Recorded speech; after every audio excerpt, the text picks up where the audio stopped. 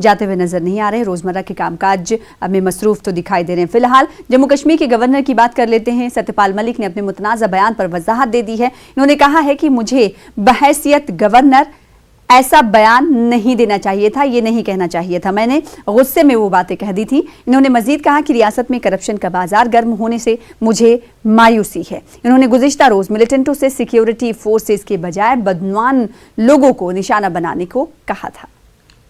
लोगों ने उसे अप्रिशिएट भी किया है। जिन्होंने गलत तरीके से लिया है वो हैं जिन पे उसकी छाया पड़ती है। मैं इस बात को मानता हूं कि एज ए गवर्नर, मुझे इस बात का अफसोस है बल्कि कि एज ए गवर्नर मुझे अवॉइड करना चाहिए था ये बात कहने के, लेकिन मैं गवर्नर अगर नहीं हूं तो यही बात कहूं।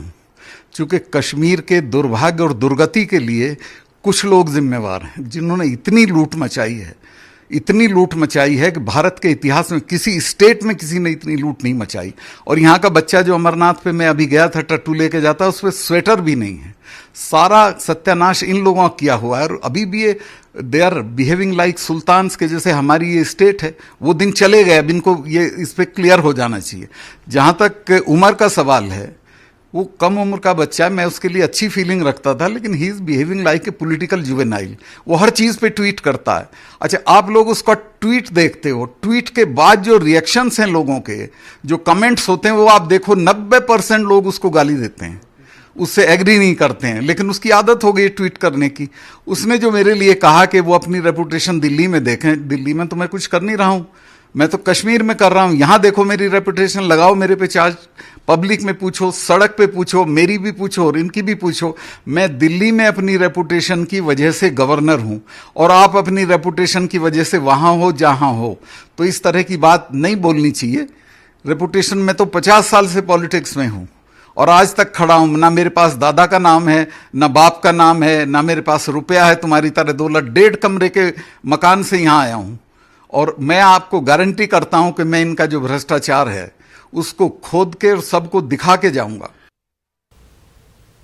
बीजेपी लीडर ने वंदे मातरम को मुल्क का कौमी तराना बनाने का मुतालबा किया है। इस सिलसिले में बीजेपी लीडर अश्वनी उपाध्याय ने दिल्ली हाईकोर्ट में मुफाद आमा की अर्जी दाखिल की। अर्जी गुजार का कहना है कि जन गण मन और वंदे मातरम को फरोग दिया जाना चाहिए। इस सिलसिले में पॉलिसी वज़ा करने के लिए अदालत हुकूमत को हिदायत जारी करे।